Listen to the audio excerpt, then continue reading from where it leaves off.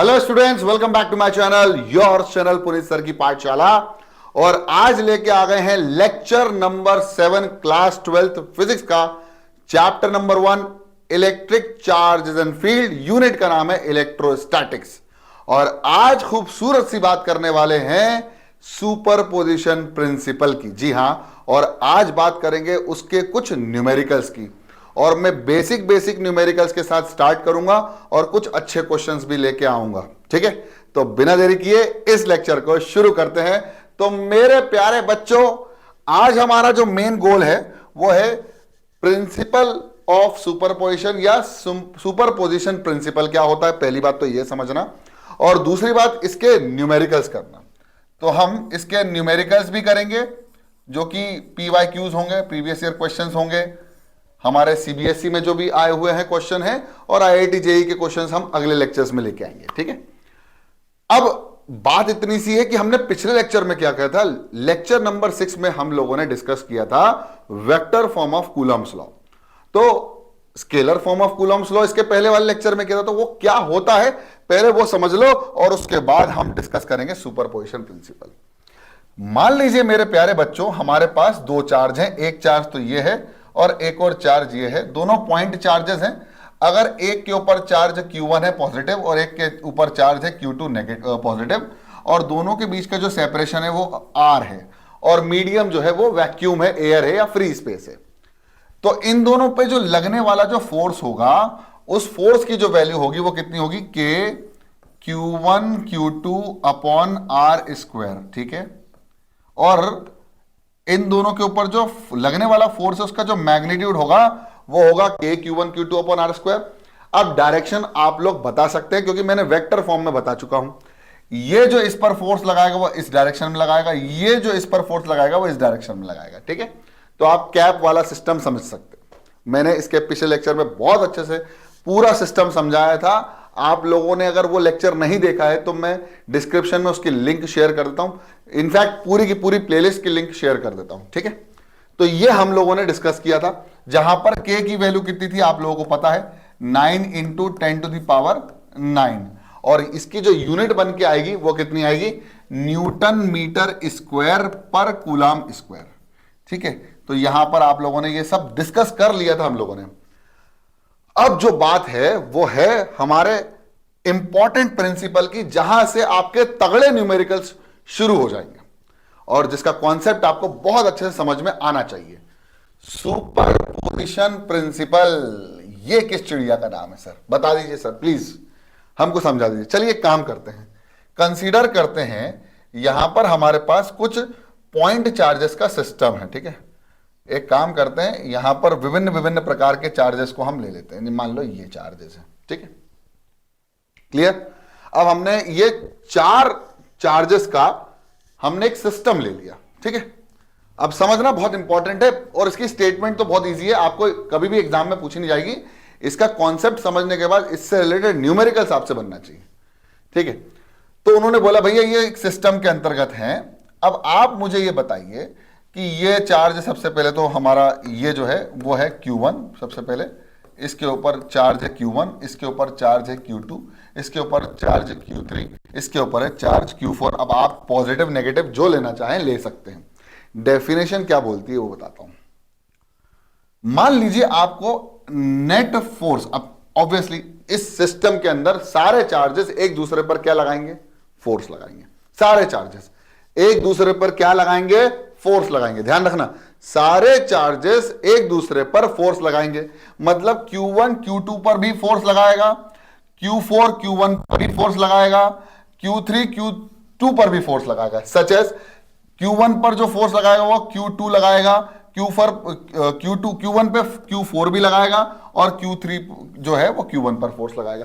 ऐसे ही इस पर भी 3 फोर्स लग रहे होंगे, ऐसे ही इस पर भी 3 फोर्स लग रहे होंगे, क्योंकि इस सिस्टम के अंदर हर एक चार्ज के साथ 3 चार्जेस और हैं जो एक दूसरे पर फोर्स लगाएंगे। ठीक है, अगर मुझे इस Q1 पर नेट फोर्स निकालना है, क्या निकालना है, अगर इस Q1 पर मुझे नेट फोर्स निकालना है या किसी और चार्ज पर, मान लो Q4 पर मुझे नेट फोर्स निकालना है, तो जो नेट फोर्स इस Q4 पर आएगा नेट फोर्स जो इस Q4 पर आएगा, फिर से सुन लो, जो फोर्स आएगा 4 पर, फोर्स जो आएगा 4 पर, वो इन सभी फोर्सेस का, जो Q1 लगा रहा है Q4 पर, जो Q2 लगा रहा है Q4 पर, और जो Q3 लगा रहा है Q4 पर, उन सभी चार्जेस के फोर्स का वेक्टर एडिशन होगा।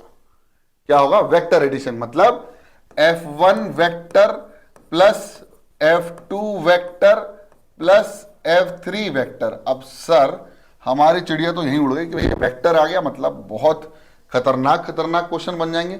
अरे कोई खतरनाक क्वेश्चन नहीं बनेंगे, आपको बस समझना है कि एक्चुअली में क्या चल रहा है। चल क्या रहा है सुन लो। हमारे पास एक सिस्टम ऑफ चार्जेस था, ठीक है। उस सिस्टम में कितने चार्जेस थे? फॉर एग्जांपल हमारे पास 4 चार्जेस थे। हमने कहा हमें Q4 पर नेट फोर्स चाहिए, तो आप एक काम करो, Q4 पर आप सारे फोर्सेस निकाल लो। एक तो Q1 लगा रहा है, एक Q2 लगा रहा है और एक Q3 लगा रहा है, और इन तीनों का वेक्टर एडिशन लेके आ जाओ। तो जो नेट फोर्स Q4 पर लगेगा वो क्या होगा? इन तीनों का वेक्टर एडिशन का क्या होगा? नेट होगा। समझ में आ गया?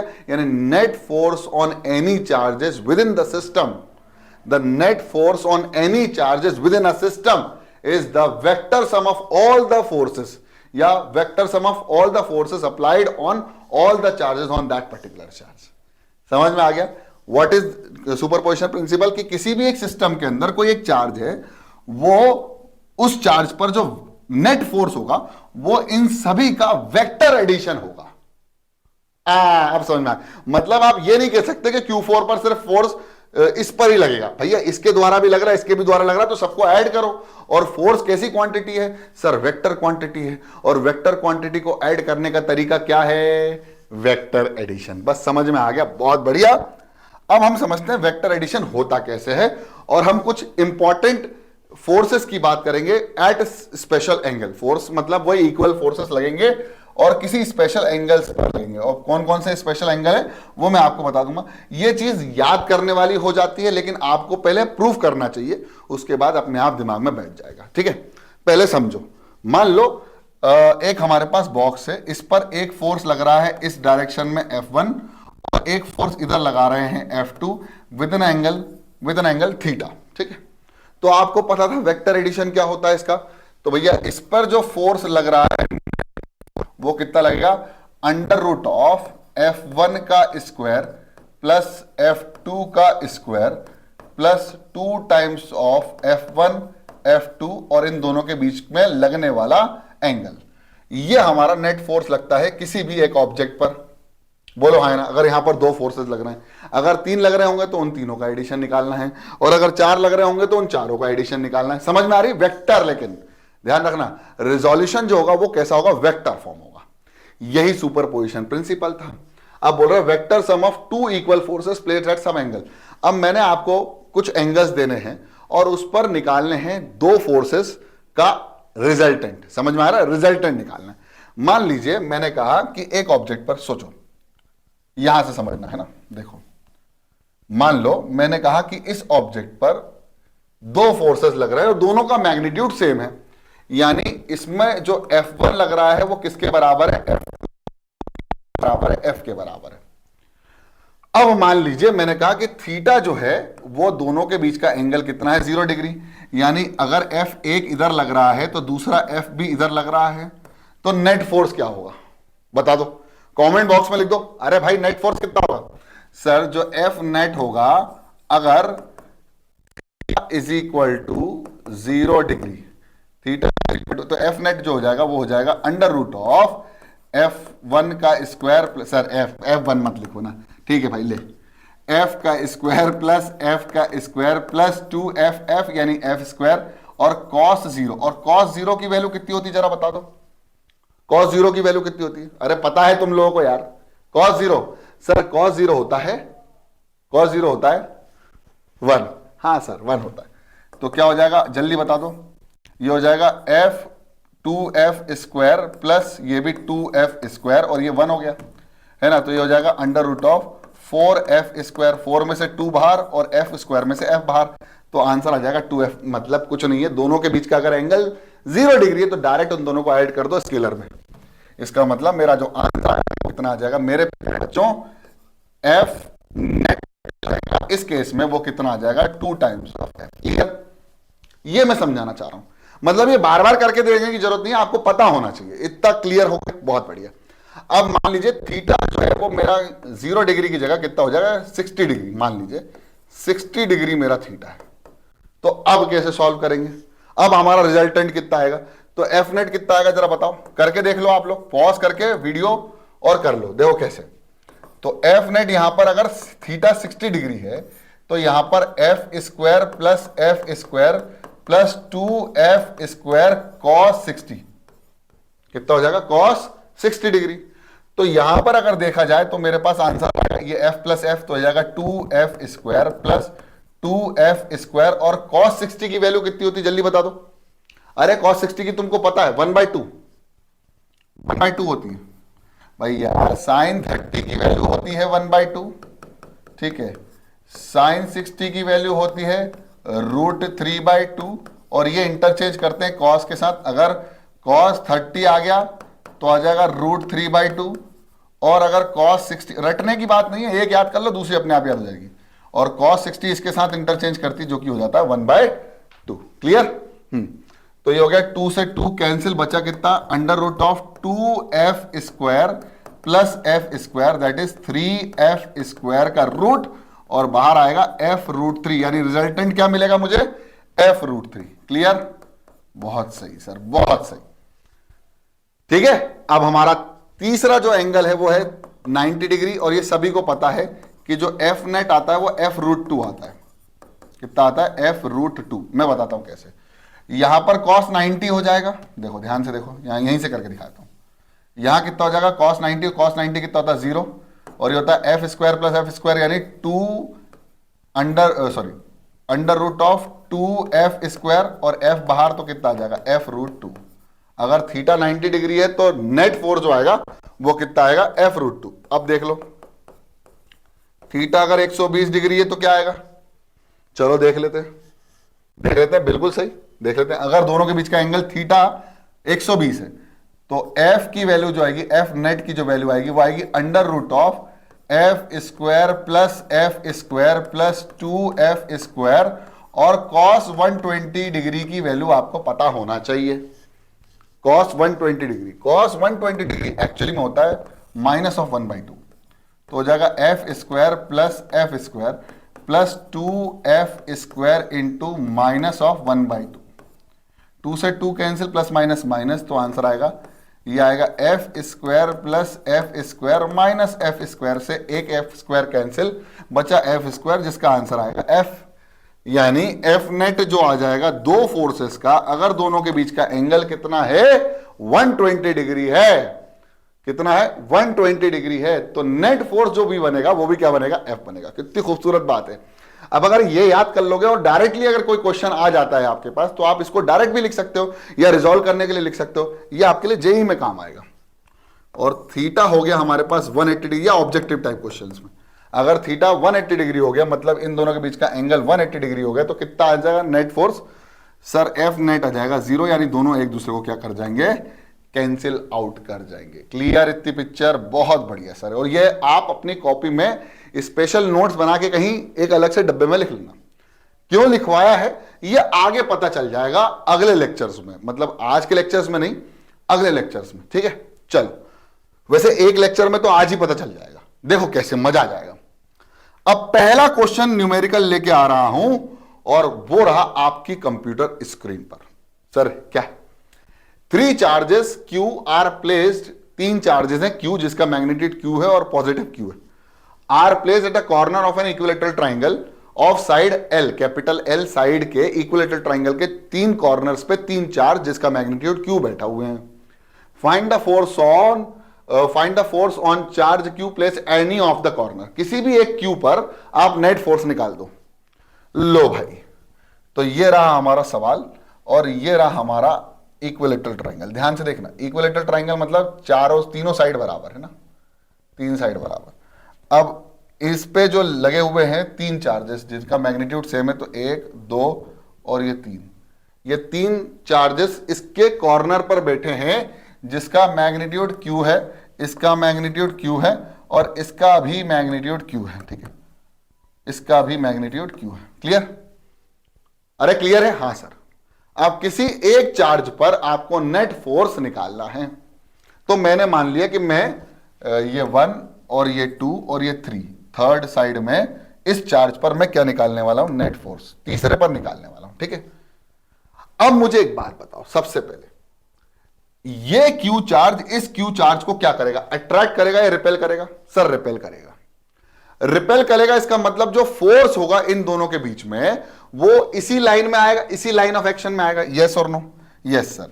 तो अगर इसी लाइन में आएगा तो ये जो इस पर फोर्स लगा रहा है वो इस डायरेक्शन में लगेगा। यस और नो? हाँ सर, इस डायरेक्शन में लग जाए। और ये जो इस पर फोर्स लगा रहा है वो इस डायरेक्शन में लगेगा, इसी लाइन में। और एक चीज और है, ये दोनों एक दूसरे को क्या करेंगे मेरे प्यारे बच्चों? रिपेल करेंगे। तो अगर मैं बात करूं इस F, ये 1 है, ये 2 है, तो इसको मैं F1 बोल देता हूं, है ना, और इसकी बात कर लेता हूं F2 बोल देता हूं, ठीक है। तो मैं F1 निकाल लेता हूं। सर F1 क्या होगा? सर F1 होगा KQ into Q upon length. Distance कितना है? L। इसका भी डिस्टेंस कितना है? L। इसका भी डिस्टेंस कितना है? L। तो मैं इसको कर दूंगा L स्क्वायर। बोलो हाँ है ना भाई? According to Coulomb's law, and Coulomb's law is only applicable on point charges. Sir point charges है, बहुत शानदार। तो F1 की वैल्यू आ जाएगी, वो आ जाएगी KQ square upon L square से। It is equation number 1।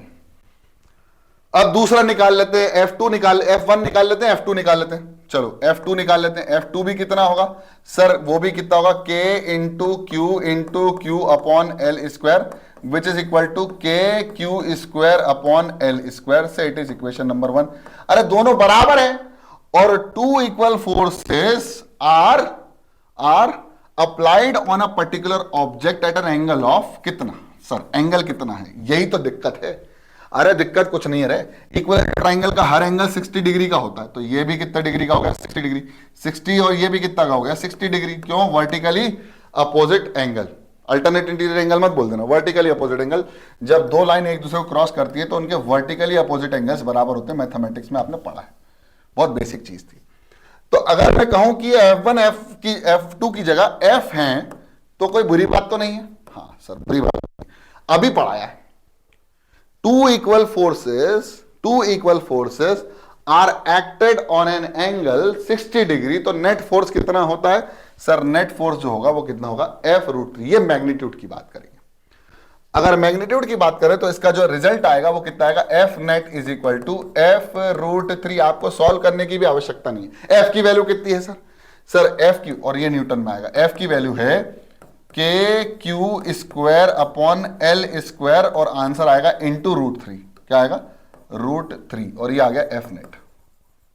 Clear?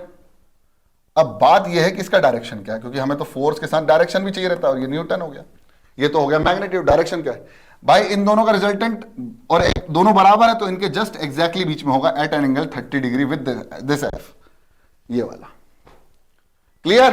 तो ये खूबसूरती है अगर आपने इसको कर लिया है। हालांकि अगर सब्जेक्टिव क्वेश्चन आएगा, सब्जेक्ट ऑब्जेक्टिव की बात नहीं कर रहा हूं, सब्जेक्टिव आएगा, तो आपको इसको ऐसे सॉल्व ना करते हुए क्या करना है?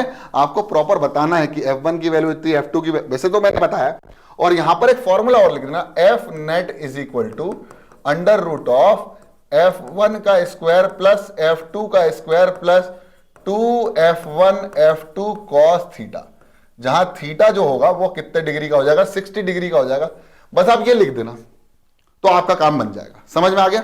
और आप फिर इसको यहां से या ऐसे प्रूफ कर सकते हो। आप वेरिएबल में खेलना, देखो कल गलती क्या होती है, हम यहीं पर वैल्यू पुट कर देते हैं FF की, वो मत करना। आप देखो वेरिएबल में बाहर लेके आ गया, बस आपको कोई डाउट नहीं हुआ, आपने डायरेक्ट F√3 लिख दिया और F की वैल्यू आपको पता थी। क्लियर? ये छोटी सी टिप है। अगला क्वेश्चन थोड़ा सा और मजा आएगा आपको। क्वेश्चन देखो, ध्यान से देखो, क्या है? Two charges Q and mass M are fixed separated by distance D। दो चार्जेस है हमारे पास, चाहिए। चलिए दोनों चार्जेस Q वाले हैं, उनका मास भी Q है। तो मैंने क्या करा, दो चार्जेस ले लिए, ठीक है। ये दो चार्जेस हैं, इन दोनों का मैग्नीट्यूड क्या है? Q, और इसका भी मैग्नीट्यूड क्या है? Q। ठीक है बढ़िया, दोनों चार्जेस का मैग्नीट्यूड सेम है, और दोनों के बीच का जो सेपरेशन है वो कितना है? सर वो D है। ठीक है बढ़िया। Another charge Q0 having mass m0 is placed at a perpendicular bisector at a distance x। अब इसका परपेंडिकुलर बाइसेक्टर तो ये रहेगा। मान लो मैंने परपेंडिकुलर बाइसेक्टर बना दिया ये, और यहां से x डिस्टेंस दूर गया, यहां से x डिस्टेंस दूर अगर मैं गया तो यहां पर एक चार्ज और स्थापित है। परपेंडिकुलर बाइसेक्टर बनाने के बाद मैंने x डिस्टेंस दूर जाकर एक चार्ज को देखा, ये d डिस्टेंस था, ठीक है। ध्यान से देखना, परपेंडिकुलर बाइसेक्टर है तो ये आधा d का और ये भी आधा d का है ना, ध्यान से देखना। और ये x डिस्टेंस दूर जाकर एक और चार्ज बैठा हुआ Q नॉट, जिसकी वैल्यू कितनी है, Q नॉट है। ये लो, ये मैंने बना दिया Q नॉट, शानदार। सर ऊपर बना दो थोड़ा, ठीक है, यहां नीचे बना देता हूं, नहीं यहां बना देता हूं, ठीक है, Q नॉट। समझ में आ गया, बहुत बढ़िया। अब क्या बोल रहा है भैया, बोल रहा है at a distance centre, from the centre, centre से x distance, find force on Q naught, तो नेट फोर्स निकालना है। Apply superposition principle. Superposition principle क्या कहता है कि किसी सिस्टम ऑफ चार्ज में अगर किसी एक चार्ज पर नेट फोर्स निकालना है तो आपको सारे चार्जेस का फोर्स निकालना है, उसका वेक्टर एडिशन कर देना है। समझ में आ गया, चलो ठीक है। अब खूबसूरत बात यह है कि दोनों सेंटर फोर्सेस हैं तो इन दोनों के बीच का डिस्टेंस मुझे पता होना चाहिए। अगर ये डिस्टेंस मुझे पता चल जाए और अगर मुझे ये डिस्टेंस पता चल जाए तो मैं खेल जाऊंगा। अच्छा ठीक है, चलो एक काम करते हैं, ये डिस्टेंस कितना हो जाएगा सर, ये हो जाएगा d/2। मैथमेटिक्स लगानी पड़ेगी यहां पर, d/2 ये भी है। ये डिस्टेंस x है, ये d/2 है, ये राइट एंगल ट्राइंगल बनेगा यहां पर, क्यों, क्योंकि परपेंडिकुलर बाइसेक्टर है। d/2 x, तो ये कितना हो जाएगा, hypotenuse. Apply PGT, that is Pythagoras theorem. वो कितना हो जाएगा सर, ये h का square is equal to x का स्क्वायर प्लस d/2 का होल स्क्वायर, तो हो जाएगा h is equal to under root of x square plus D square by 4। तो इसको ले लो आप सबसे पहले तो अपने दिमाग में, ठीक है। ये चीज आ गई आपके पास, है ना, ये डिस्टेंस। तो ये डिस्टेंस कितना आ गया जरा बताओ सर, ये आ गया under root of x square plus D square upon 4। तो मेरे प्यारे बच्चों ये भी तो वही हो जाएगा, तो ये हो जाएगा under root of x square plus D square by 4। दोनों डिस्टेंस बराबर हो जाएंगे ना भाई, ये भी d/2 है, ये भी d/2 है, ये x है तो ये भी और ये भी, दोनों सेम मैग्नीट्यूड के हो जाएंगे, डिस्टेंस बराबर हो गया। तो एक बात बताओ, एक ही मैग्नीट्यूड के चार्जेस, डिस्टेंस बराबर, तो इन दोनों पे फोर्स कैसा लगेगा, इक्वल लगेगा इन मैग्नीट्यूड। चलिए तो देख लेते हैं। इसने इस पर फोर्स लगाया बाहर की तरफ, दोनों तीनों पॉजिटिव थे, तो इसको मैं Q नॉट को यहां लिख रहा हूं ना, क्योंकि मेरे बीच में फोर्सेस आ रहे हैं। तो ये आ गया मेरे पास पहला फोर्स, मैंने इसको दे दिया F, क्योंकि दोनों इक्विवेलेंट फोर्सेस है। F की वैल्यू कितनी, यहीं लिख दो। F की वैल्यू बताओ सर, F की वैल्यू होगी K, और इस डिस्टेंस को अभी मैं मान रहा हूं Y, ठीक है, और इस डिस्टेंस को भी मैं क्या मान रहा हूं, Y, है ना। दोनों डिस्टेंस Y है, तो घबराने वाली बात नहीं। तो आ जाएगा K Q not upon Y square, है ना। Y की वैल्यू बाद में पुट कर देंगे ना, चिंता क्यों कर रहा हूं, यहीं थोड़ी पूरी खिचड़ी बनानी। अब यहां से ये फोर्स, ये जो लगाएगा वो इस पे बाहर फोर्स लगाएगा। हाँ सर ठीक है, लगा दो। कितना हो जाएगा सर, ये भी F ही हो जाएगा। कितना sir, K Q not upon ये डिस्टेंस भी कितना है, Y, तो उसका स्क्वायर। अब नेट फोर्स निकालना है, find the force on Q not. Net force, अभी तो हमने सेपरेटली दो अलग अलग चार्जेस जो Q नॉट पे फोर्स लगा रहे थे उनका मैग्नीट्यूड निकाला है। सर नेट फोर्स कैसे आएगा, अरे नेट फोर्स लाने की बहुत सिंपल सी विधि है। आप क्या करो, आप F नेट लगाओ और इसको लग दो under root of F square plus F square plus 2F square cos theta. F दोनों F 2F1 F2, तो दोनों F1 F2 मल्टीप्लाई हुआ तो F into F square cos theta. अबे थीटा क्या होता है सर, थीटा होता है इन दोनों के बीच का एंगल। अबे वही तो नहीं पता है। अब क्या करें सर, घपला हो गया या तो। अरे चिंता वाली बात नहीं, देखो क्या है, कभी कभी आपको क्वेश्चन ही बता देता है कि आंसर क्या है। कैसे, ये हमको पता है कि ये थीटा हमको निकालना है, अल्टीमेटली हमको क्या करना है, रिजॉल्व करना है क्वेश्चन को।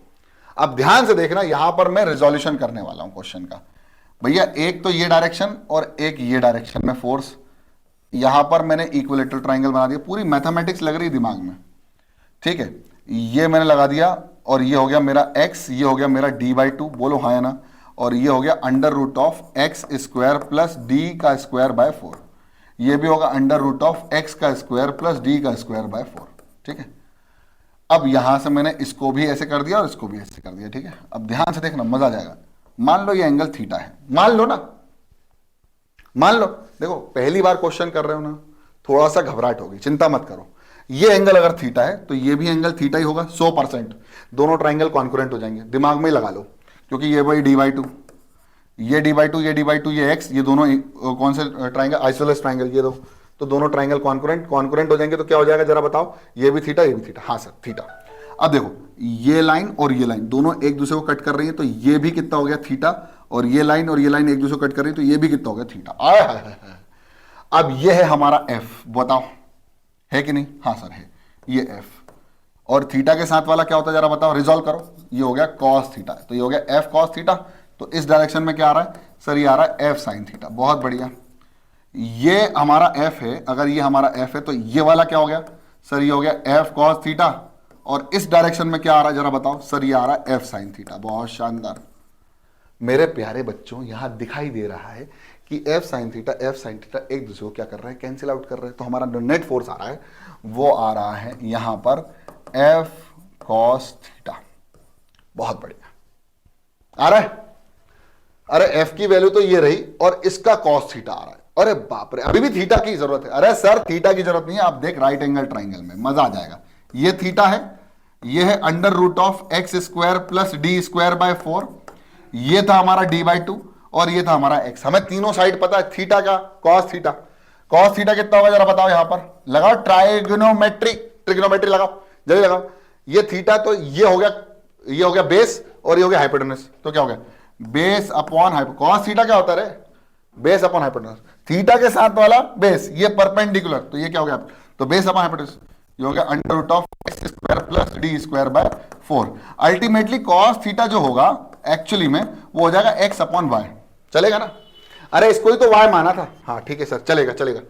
तो हमारे पास जो आंसर आएगा वो आएगा f × x/y, और f की वैल्यू पुट कर दो, तो जो नेट फोर्स आएगा वो आएगा f की वैल्यू Q0/y², हाँ सर, और x ऊपर नीचे एक बार और y, क्योंकि यहां cos थीटा था x/y। ये है हमारा आंसर। अब आपको करना क्या है, x तो हमें दिया ही है, हमें y की वैल्यू पुट करनी, y² × y। तो ध्यान से देखो, यहां हमारा आ रहा net force is equal to Q0x/y²। y की वैल्यू कितनी है सर, y की वैल्यू है √(x² + d²/4). तो y² की वैल्यू कितनी हो जाएगी सर, y² की वैल्यू हो जाएगी x² + d²/4। हाँ सर पता चल गया, y² x² + d², ये मल्टीप्लाई किससे हो रहा है, y की वैल्यू, तो y की वैल्यू पुट कर दो। तो ये लिख रहा हूं मैं, ध्यान से देखना y की वैल्यू कैसे लिख रहा हूं, x² + d²/4। अब मैं रूट की जगह पावर में 1/2 लिख रहा हूं, है ना। अरे रूट की जगह पावर में 1/2 लिख रहा हूं, हाँ सर, ये पावर में 1 है, ये पावर में 1/2 है, तो कितना हो जाएगा, ऐड कर दो, तो हो जाएगा Q0x/x² + d²/4 की power 1 + 1/2, 1 + 1/2 is 3/2। And that is अच्छा क्वेश्चन, मजेदार क्वेश्चन, ठीक है। और ये जो आंसर आएगा वो न्यूटन में आएगा, ठीक है। अब आप बोलोगे सर डायरेक्शन, अरे ले डायरेक्शन दे दिया ना, ये डायरेक्शन, नेट फोर्स तो f cos थीटा और f cos थीटा ऊपर की तरफ लग रहा है डायरेक्शन। और आप देख भी सकते हो, अगर दो इक्वल फोर्स से कोई चीज खींचेगी तो उसका नेट फोर्स जो होगा वो इन दोनों के जस्ट बीच में आएगा, है ना। इतनी पिक्चर क्लियर हुई क्या, ये क्वेश्चन समझ में आ गया, बहुत शानदार। अगर आ गया है तो कमेंट में लिख देना यस सर, बहुत बढ़िया। नेक्स्ट, अब नेक्स्ट क्वेश्चन थोड़ा सा और मजेदार है, और इसके बाद एक और जो क्वेश्चन होगा वो और मजेदार है, बिल्कुल सेम क्वेश्चन। अब क्वेश्चन को ध्यान से पढ़ना, क्योंकि बच्चे कंफ्यूज हो जाते हैं, उनका कान फ्यूज होता है इसलिए, क्योंकि अब वो क्लास में सुनते नहीं ढंग से। अब सुनो, an electron revolve around a stationary positive charge Q at fixed radius R। भैया ठीक है, समझ में आ गया, क्या समझ में आया भाई, यहां पर एक क्या है, पॉजिटिव चार्ज है, मतलब न्यूक्लियस है, न्यूक्लियस के चारों ओर चक्कर कौन लगा रहा है सर, इलेक्ट्रॉन लगा रहा है। चलो इलेक्ट्रॉन भी बना देते हैं, ये लो इलेक्ट्रॉन, नहीं सर कलर दूसरा ले लो, ले भैया येलो कलर ले लिया, ठीक है। तो ये हमारा इलेक्ट्रॉन है और ये हमारा चार्ज क्यू है, पॉजिटिव क्यू है और कैपिटल क्यू है, ठीक है। At a fix radius, radius fix है तो इसमें स्मॉल आर रेडियस। मास कितना है सर? m है, mass of electron, mass of electron, mass of electron 9.11 into 10 to the power minus of 31 kg है ना। Proton 1.6 into 10 to the power minus 27 kg। Sir बताया है आपने, ठीक है। अब ये घूम रहा है घूम रहा है घूम रहा है, तो बोल रहा भैया find the time period of the rotation of electron. भाई यहां पर कंफ्यूज आएगा नहीं, यहां पर जो टाइम पीरियड पूछा जा रहा है वो एक्चुअली में सिंपल टाइम पीरियड पूछ रहा है। यहां पर सिंपल हार्मोनिक मोशन नहीं लग रहा है, एसएचएम वाला टाइम पीरियड नहीं है। यहां पर कौन सा है? सिंपल वाला कॉन्सेप्ट है। क्या है सर? टाइम पीरियड बता दो। मैं बताता हूं। यहां पर एक बात बताओ, अगर ये चक्कर लगा रहा है, चारों ओर चक्कर लगा रहा है, तो यहां कौन सा मोशन हो रहा है? जल्दी बताओ। सर्कुलर। कौन सा मोशन हो रहा है? सर क्लास 11 से, क्लास 11 तो खराब हो गई। अरे ऐसे खराब नहीं हुई, अब ये क्लास 11th और 12th का मिक्सचर है ना, तो मैं थोड़ा सा बता दूंगा, चिंता मत करो। क्या बोल रहा हूं? Circular motion. और सर्कुलर मोशन के अंदर एक इंपॉर्टेंट चीज होती है, कोई भी ऑब्जेक्ट सर्कुलर मोशन तभी कर सकता है जब उस पर एक फोर्स लग रहा होता है। जल्दी बताओ, कमेंट बॉक्स में नाम लिख देना उस फोर्स का। कमेंट बॉक्स, भैया मैं पॉज हो जाता हूं, आप कमेंट बॉक्स में नाम लिख दीजिए उस पर्टिकुलर फोर्स का, अगर आपका दिमाग चल रहा है। जब भी कोई ऑब्जेक्ट सर्कुलर मोशन कर रहा है तो 100% वो फोर्स उस ऑब्जेक्ट पर लग रहा है, तभी वो सर्कुलर मोशन कर रहा है। यस सर, सेंट्रीपिटल फोर्स है ना। सेंट्रीपिटल फोर्स का फॉर्मूला क्या होता है सर? सर वो होता है mv²/r, या फिर जल्दी बताओ, एक और होता है, एक और होता है, हाँ जल्दी बताओ। अरे भाई यहां से हम ओमेगा के साथ भी तो खेल सकते हैं ना। देखो v = r ओमेगा है ना, v = r ओमेगा, यस और नो। तो v² = r² ओमेगा स्क्वायर, तो v² की जगह लिख दो m/r into r² omega square. r से एक r कैंसिल, बचा कितना? mr ओमेगा स्क्वायर है ना। आप ऐसे भी कर सकते हो। और ओमेगा की वैल्यू कितनी होती है? सर ओमेगा की वैल्यू होती है 2π/t। आहा, बस तो टाइम पीरियड आ जाएगा। तो यहां पर जो सर्कुलर वाला टाइम पीरियड है वो पूछा जा रहा है, यहां एसएचएम वाला नहीं है। बोलो क्यों नहीं है सर? अरे भैया एसएचएम में आपको रीस्टोरिंग फोर्स ये रहता है। कौन सा फोर्स ये रहता है? रीस्टोरिंग फोर्स, जो कि होता है minus of mx omega square, minus में लगता है। लेकिन यहां रीस्टोरिंग फोर्स थोड़ी है, यहां तो सिंपल एक चक्कर लगा रहा है, और जब सर्कुलर मोशन कर रहा है तो यहां सेंट्रीपिटल फोर्स लगेगा। हाँ सर लगेगा। अब यार सेंट्रीपिटल फोर्स कौन सा काम कर रहा होगा? सर ये सेंट्रीपिटल फोर्स काम कर रहा होगा, और यहां पर लग रहा होगा टेंजेंशियल वेलोसिटी। हाँ सर ये रहा, ठीक है, बहुत शानदार। तो यहां पर हम लोगों ने सेंट्रीपिटल फोर्स, और ये कौन सा? अट्रैक्टिव फोर्स है। हाँ सर, क्यों? क्योंकि Q और E एक दूसरे को क्या करते हैं? अट्रैक्ट करते हैं, तो वो इलेक्ट्रोस्टैटिक फोर्स लगेगा। तो सेंट्रीपिटल फोर्स कितना लग रहा होगा? Behaving like an electrostatic force.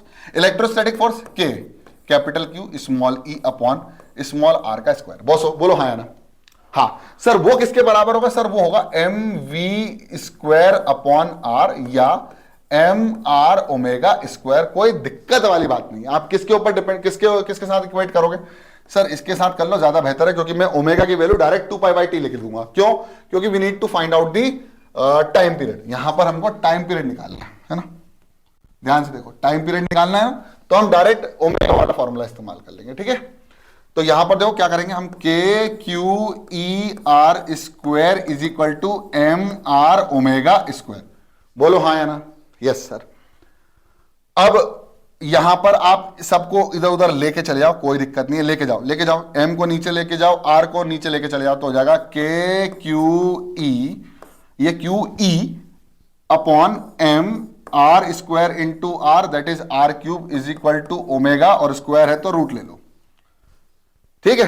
अब ओमेगा की वैल्यू कितनी है? 2π/t बराबर √of KQE अपॉन mr³। हाँ सर, t की वैल्यू निकाल लो, इसको ऊपर, इसको ऊपर, इसको नीचे, तो कितना हो जाएगा जरा बताओ? t = इसको ऊपर तो हो जाएगा 2π √of, रेसिप्रोकल कर दो, mr³ upon KQE, and that is your answer in seconds.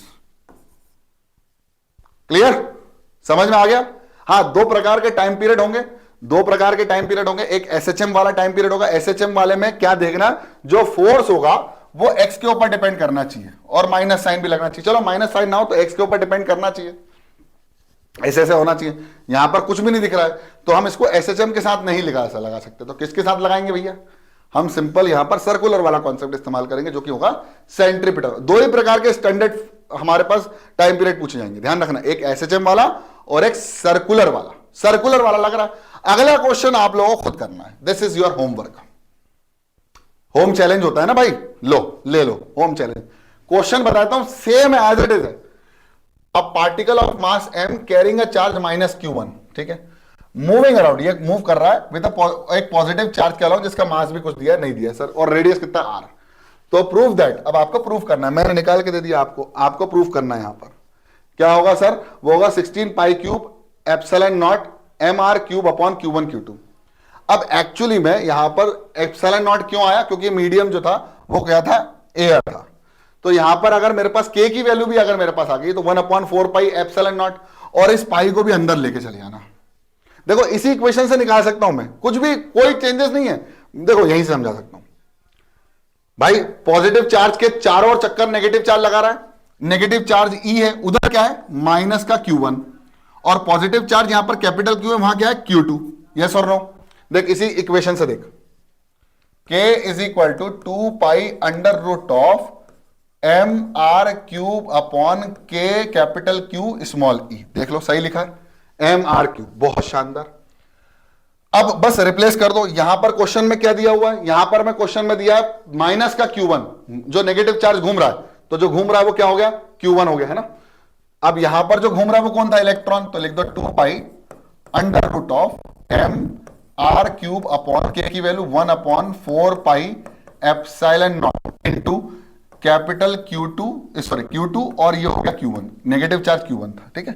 इसको ऊपर लेके चले जाओ तो आएगा 2 pi under root of 4 pi epsilon naught mr cube, sir mr cube, देखो ध्यान से, ये हो जाएगा mr cube upon Q2 into Q1, या Q1 इंटू Q2, ऐसा कर लो, Q1 इंटू Q2, ठीक है। अब 2 पाई को अंदर ले जाओ रूट में। अरे ये रूट से बाहर आया तो इसको अंदर लेके जाने के लिए क्या करें? जो 2 रूट पाई है वो बाहर कैसे आया? इसके पेयर होंगे, तो हो जाएगा 4 पाई स्क्वायर, बोलो हाँ है ना। तो यहां अंदर ले जाओ उसको, 4 पाई स्क्वायर, तो हो जाएगा ये 4 pi square into 4 pi epsilon naught mr cube upon Q1 into Q2। बहुत सही, 4 4 जा 16, तो आ जाएगा 16 पाई क्यूब, है ना, 16 pi cube epsilon naught mr cube upon Q1 Q2 upon under root is equal to कितना आ जाएगा? Time period. मेरे ख्याल से यही तो प्रूफ करना है, हो गया, यही तो करना है, सेम ही तो क्वेश्चन था, बस उसमें क्या आपसे मैंने बोल दिया प्रूफ कर दो, और यहां पर E की जगह मैंने Q1 Q2 दे दिया कैपिटल Q, और E की जगह मैंने प्लस Q और माइनस Q1 दे दिया, वहां इलेक्ट्रॉन दे दिया। समझ में आ गया? चलो मैंने होम चैलेंज को भी आपको प्रूफ करा, लेकिन मैं चाहता हूं कि आप एक बार और ट्राई करें। इस लेक्चर में इतना ही, पढ़ते रहो, बढ़ते रहो, देखते रहो पुनित सर की पाठशाला। जय हिंद।